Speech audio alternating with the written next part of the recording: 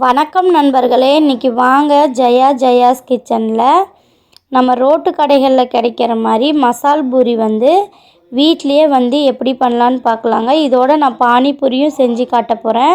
இப்போ பானி தண்ணியும் நான் பண்ண போகிறேன், மசால் பூரிக்கு மசாலும் பண்ண போகிறேங்க. ரொம்ப டேஸ்ட்டு பார்த்திங்கன்னா ரோட்டு கடையில் சாப்பிட்ற மாதிரி அதே மாதிரி கொஞ்சம் கூட மாற்றம் இல்லாமல் ரொம்ப சூப்பராக இருக்குங்க. ஏன்னா நான் இது ரெசிபி கற்றுக்கிட்டு அதுக்கப்புறம் நான் இது உங்களுக்கு செஞ்சு காட்டுறேங்க. இது நாங்கள் பெங்களூரில் இருக்கும்போது அவ்வளோ ஒரு டேஸ்ட்டாக இருக்குங்க. இப்போ அதே டேஸ்ட் நான் கற்றுக்கிட்டு இப்போ உங்களுக்கு செஞ்சு காட்டிகிட்டு இருக்கிறேன். இப்போ பாருங்கள், ஒரு கப்பு பட்டாணி எடுத்திருக்கேன். இப்போ இந்த பட்டாணி நம்ம ஒரு குக்கரில் மாற்றிக்கலாங்க. மாற்றிக்கிட்டு கொஞ்சம் தண்ணி எக்ஸ்ட்ரா சேர்த்தி நம்ம ஒரு 6லேருந்து 7 விசில் வரைக்கும் விட்டால் நல்லா பூ மாதிரி வெந்து வந்துடும். அதுக்குள்ளார நம்ம மற்ற மசாலாக்கள் எல்லாம் அரைச்சி எடுத்துக்கலாங்க. இப்போ நான் விசில் போட்டு இது விசில் வரட்டுங்க. அதுக்குள்ளே மசாலா என்னென்னு பார்த்துருவோம். பாருங்கள், இதுக்கு தேவையான மசாலா இதுதான். அதாவது ஒரே ஒரு அன்னாசி பூவு, கொஞ்சமாக பட்டை, ஒரு 2 மராட்டி மொக்கு, 2 கிராம்பு, அதுக்கப்புறம் 1 டீஸ்பூன் பொட்டுக்கடலை, கொஞ்சமாக மட்டும் நீங்கள் கல்பாசி எடுங்க. கல்பாசி அதிகமாக எடுத்துட்டீங்க அப்படின்னாக்கா கொஞ்சம் கசப்பு தன்மை கொடுத்துரும். அதனால் 1 டீஸ்பூன் அளவுக்கு கல்பாசி, ஒரு 6 வரமிளகா எடுத்துக்கோங்க.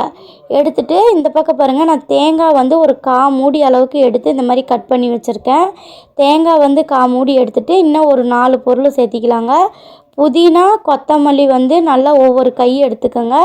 கொஞ்சம் இஞ்சி, ஒரு 10 பல் பூண்டு தோல் உரிக்காமல் எடுத்துகிட்டு இப்போ இது எல்லாம் நம்ம மிக்சியில் போட்டு நல்லா மையாக அரைச்சி எடுத்துக்கலாங்க. எந்த அளவுக்குன்னா நல்லா நைஸாக நம்ம தொட்டாவே நெகுன்னு இருக்கணுங்க. அந்த அளவுக்கு நைஸாக அரைச்சி எடுத்துகிட்டு அடுத்து பாருங்கள், நம்ம அதுக்குள்ளார குக்கரில் நம்ம பட்டாணி நல்லா விசில் இறங்கிருச்சு. இப்போ நம்ம எடுத்து பார்த்துக்கலாம். பாருங்கள், நல்லா வெந்து நல்லா பூ மாதிரி வந்துடுச்சு. இப்போ இது நம்ம வடிகட்டி வச்சுக்கலாங்க. தண்ணி தனியாகவும் பட்டாணி தனியாகவும் வடிகட்டி வச்சுக்கலாம். இந்த தண்ணி நமக்கு மறுபடியும் கிரேவிக்கு தேவைப்படுங்க. அதனால் நீங்கள் அப்படியே வச்சுக்கோங்க. இப்போ நம்ம அரைச்ச மசாலாவோட 1 டேபிள் ஸ்பூன் அளவுக்கு கல்லுப்பு சேர்த்திட்டு கொஞ்சமாக உப்பு பார்த்து சேர்த்திக்கிங்க. கரெக்டாக இருக்கும் 1 டேபிள் ஸ்பூனு, இல்லைன்னா ஒரு 3/4 டேபிள் ஸ்பூன் அளவுக்கு நீங்கள் சேர்த்திட்டு பின்னாடி மறுபடியும் நம்ம சேர்த்திக்கலாம். அதுக்கப்புறம் கொஞ்சமாக ஆயிலு, கொஞ்சம் கஸ்தூரி மேத்தி 1 டீஸ்பூனு, நம்ம எடுத்து வச்சிருந்த மசாலா, அதோட ஜாரு கழுவி அந்த தண்ணியும் ஊற்றிக்கிங்க. நம்ம பட்டாணி வேக வச்சுருந்த அந்த தண்ணியும் சேர்த்திக்கலாங்க. அதோட நம்ம எக்ஸ்ட்ரா தண்ணியும் கொஞ்சம் சேர்த்தி நல்லா கொதிக்க வச்சுக்கலாங்க. ஏன்னா அடுத்து நம்ம கடல மாவு போட்டு கலக்க போகிறோம். அதனால் தண்ணி கொஞ்சம் அதிகமாக சேர்த்தி ஒரு 5 நிமிஷம் நல்லா பச்சை வாசனை போக மட்டும் வேக வச்சு எடுத்துகிட்டு 1 டீஸ்பூன் கடலை மாவு எடுத்துக்கோங்க. கொஞ்சமாக தண்ணி ஊற்றி ரொம்ப கெட்டியாகவும் இல்லாமல் ரொம்ப தண்ணியாகவும் இல்லாமல் இந்த பதத்துக்கு கரைச்சி வச்சுக்கோங்க. இப்போ இந்த கரைச்சி வச்ச கடலை மாவை நம்ம மசாலாக்குள்ளே ஊற்ற போகிறோங்க. அதேமாதிரி நம்ம மசாலாக்குள்ளே ஊற்றும் போது கண்டிப்பாக பச்சை வாசனை போயிருக்கணுங்க. நீங்கள் உடனே ஊற்றிட்டீங்க அப்படின்னா கிரேவி நமக்கு டேஸ்ட் கொடுக்காது. அதனால் நல்லா ஒரு 4-5 கொதி வந்ததுக்கப்புறம் நல்லா கலந்து விட்டுட்டு அதுக்கப்புறமா நம்ம எடுத்து வச்சுருந்த இந்த கடலை மாவு ஊற்றிக்கலாங்க. கடலை மாவு கொஞ்சம் சீக்கிரமாக ஊற்றிட்டு கலரி வரணும். மெதுவாக ஊற்றி கலந்திங்கன்னா அங்கங்கே கட்டி பிடிச்சிடும். அதே மாதிரி கடலை மாவு ஊற்றின உடனே நீங்கள் டக்குன்னு கைவிடாமல் கலர ஆரம்பிச்சிருங்க. அதுக்கப்புறமா நம்ம எடுத்து வச்சுருந்த பாதாம் இருக்குது இல்லைங்களா, பாதாம் பாருங்கள், நான் ஒரு 7 பாதாம் ஊற வச்சுருக்கிறேங்க. இது அவங்க ஒரு 150 மசாலா செய்கிறாங்கன்னாக்கா 50 கிராம் பாதாம் போடுறாங்க. இப்போ நம்ம செய்கிற அளவுக்கு ஒரு 6-7 பாதாம் எடுத்து நல்லா ஊற வச்சு இந்த மாதிரி பால் எடுத்து அதில் கலந்துக்கலாங்க. கண்டிப்பாக சேர்த்துங்க, டேஸ்ட் சூப்பராக இருக்குது. அதோட ஒரு 1/4 டீஸ்பூன் அளவுக்கு மட்டும் கருப்பு உப்பு, அதாவது பிளாக் சால்ட்டுன்னு சொல்கிறாங்க. இது கண்டிப்பாக எல்லா மளிகை கடைகள்லையும் இப்போல்லாம் கிடைக்குதுங்களா.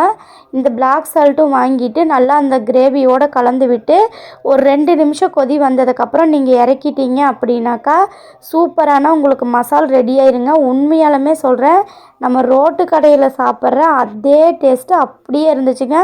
கொஞ்சம் கூட மாறல. அதனால நீங்களும் வீட்டில் இதே மாதிரி செஞ்சு பாருங்கள். இப்போ பாருங்கள், நான் பச்சை மிளகாவை வந்து கொஞ்சம் அரைச்சி எடுத்து வச்சுக்கிறேன், ஒரு 6-7 பச்சை மிளகா. இப்போ நமக்கு மசால் வந்து ரெடியாக இருக்குங்க மசால் பூரிக்கு. அதே மாதிரி பச்சை மிளகா வந்து இது மாதிரி தனியாக மட்டும் நீங்கள் அரைச்சி வச்சுக்கோங்க. கொஞ்சமாக வந்து பட்டாணி வந்து நம்ம எடுத்து வச்சுருந்தோம் இல்லைங்களா, அதையும் எடுத்து தனியாக வச்சுக்கோங்க. வச்சுட்டு அடுத்து வாங்க நம்ம பானி வந்து ரெடி பண்ணிக்கலாம். பானிபூரிக்கு பானி ரெடி பண்ணிக்கலாம். இப்போ ஒரு லெமன் சைஸ் அளவுக்கு புளி எடுத்து நான் வந்து இந்த அளவுக்கு வந்து ஊறி வந்ததுக்கப்புறமா நம்ம கரைச்சி வச்சுக்கலாம். இப்போ இதுக்கு தேவையான மசாலா பாருங்க, அரைக்கிறதுக்கு கொஞ்சமாக வந்துட்டு கொத்தமல்லி தழை, கொஞ்சம் புதினா தழை, பூண்டு ஒரு 6 பல், இஞ்சி, பச்சை மிளகா, மிளகு, சீரகம், இவ்வளோதாங்க. இதை வந்து நம்ம மிக்சியில் முதல்ல அடித்து எடுத்துக்கலாம். மிளகு சீரகத்தை மட்டும் நீங்கள் போட்டு நல்லா வந்து கொஞ்சம் கொரன்னு வர வரைக்கும் அரைச்சி எடுத்துட்டு, அதுக்கப்புறமா நம்ம எடுத்து வச்சுருந்த அந்த இஞ்சி, பூண்டு, பச்சை மிளகா, அதுக்கப்புறம் புதினா இதெல்லாம் வந்து சேர்த்திக்கிங்க. சேர்த்தி நல்லா மையாக வந்து அரைச்சி எடுத்துக்கலாங்க. மையாக அரைச்சி எடுத்ததுக்கப்புறமா இப்போ இதை வந்து நம்ம வடிகட்ட போகிறோங்க. கண்டிப்பாக இது வடிகட்டினீங்கன்னா தான் நல்லா டேஸ்ட் வரும். அதுக்கு முன்னாடி பாருங்கள், நான் 1 டீஸ்பூன் அளவுக்கு அதாவது கருப்பு உப்பு, அந்த கருப்பு உப்பு வந்து நான் சேர்த்திருக்கேன். இந்த கருப்பு உப்பு தான் வந்துட்டு நமக்கு அந்த பானியோட டேஸ்ட்டே கொடுக்குங்க.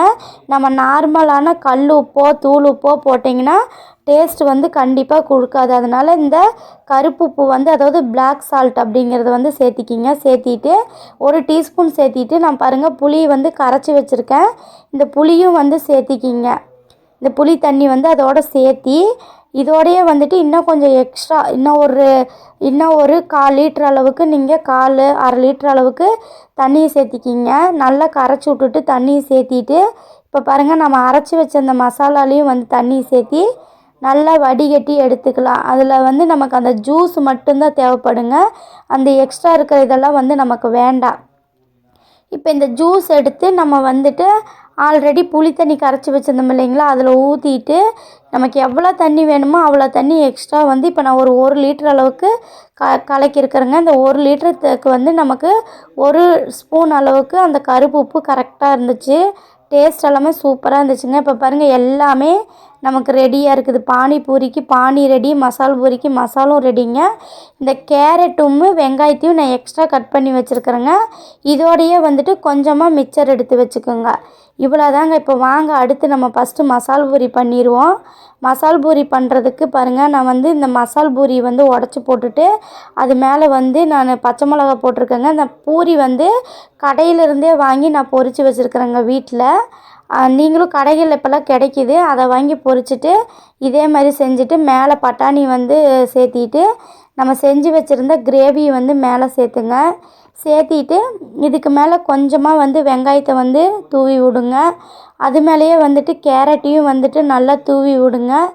அதுக்கு மேலே வந்து பார்த்திங்க அப்படின்னாக்கா நம்ம மிக்சர் இருந்து எடுத்து வைக்க சொன்னோம் இல்லைங்களா, கொஞ்சம் அந்த மிக்சரையும் வந்துட்டு அது மேலே போட்டு விட்டுருங்க. போட்டு விட்டுட்டு அதுக்கப்புறமா நம்ம வந்து மறுபடியும் இதுக்கு மேலே வந்து ஒரு 2 கரண்டி அளவுக்கு மசால் ஊற்றிக்கலாங்க. இந்த மசால் வந்து கொஞ்சம் ஃபஸ்ட்டு சேர்த்திருங்க. அப்புறம் 2வது கொஞ்சம் அதிகமாக சேர்த்திட்டு நீங்கள் கலந்து எடுத்து சாப்பிட்டிங்கன்னா ரோட்டு கடை மசால் வந்து சூப்பராக வீட்லேயே வந்து ரெடி ஆயிருங்க. இப்போ வாங்க அடுத்து பானிபூரி பாருங்கள். பானிபூரிக்கு வந்து இந்த மாதிரி நம்ம உடச்சி எடுத்துக்கலாம். இன்னொன்று கூட நான் வந்து உடச்சி காட்டுற பாருங்கள். இது உடைக்கிறதுக்கு ரொம்ப சூப்பராக இருந்துச்சு, டப்பு டப்புன்னு. இப்போ பாருங்கள், இந்த மாதிரி எல்லாத்தையும் வந்துட்டு நம்ம உடச்சி எடுத்துட்டு இதில் மற்ற பொருள் எல்லாமே சேர்த்திக்கலாங்க. இந்த நேரத்தில் நான் இதில் வந்து வெறும் பட்டாணி மட்டும் சேர்த்துறேங்க. நீங்கள் உருளைக்கிழங்கு கூட வேக வச்சுட்டு இதில் உருளைக்கிழங்கு கூட நீங்கள் போட்டிங்கன்னா அதுவும் ரொம்ப டேஸ்ட்டாக இருக்கும். அதனால் நான் பட்டாணி எல்லாத்துலேயும் போட்டுட்டு கொஞ்சமாக எடுத்து வச்சுருந்த பச்சை மிளகாவையும் போட்டுட்டு அதுக்குள்ளேயே வந்துட்டு நம்ம வெங்காயம், அதுக்கப்புறம் கேரட்டு அதையும் வந்துட்டு நல்லா வந்து அதில் கொஞ்சம் கொஞ்சமாக எல்லாம் வந்து போட்டுருங்க. கண்டிப்பாக இதெல்லாம் சேர்த்தும்போது மட்டும்தாங்க அந்த கடைகளோடைய டேஸ்ட் வந்து நமக்கு அப்படியே கிடைக்கும். நீங்கள் ஒரு பொருள் சேர்த்து இன்னொரு பொருள் சேர்த்துனாக்கா டேஸ்ட் வராதுங்க. இது எல்லாமே நம்ம வீட்டில் இருக்கிற பொருள் தான், அதனால் இது எல்லாமே சேர்த்துங்க. இதெல்லாம் முடிச்சுட்டு இதுக்கப்புறம் இதில் வந்து நீங்கள் கொஞ்சம் மசால் ஊற்றிட்டு அதுக்கப்புறம் நீங்கள் பானி ஊற்றி சாப்பிட்டாலும் ரொம்ப டேஸ்ட்டாக இருந்துச்சுங்க. வெறுமனே நீங்கள் பானி மட்டும் நீங்கள் ஊற்றி சாப்பிட்டு பாருங்கள், அதுவும் வந்து ரொம்ப டேஸ்ட்டாக இருந்துச்சு. அவ்வளோதாங்க. இப்போ நம்ம எடுத்து வச்சிருந்த பானி வந்து எல்லாத்துலேயும் ஊற்றிட்டு எடுத்து சாப்பிட்டோம்னா நம்ம பானிபூரியும் ரெடி ஆயிடுச்சுங்க. இப்போ பாருங்கள், மசால் பூரி பானிபூரி நம்ம வீட்டிலேயே சூப்பராக ரெடி ஆகி வந்துருச்சு.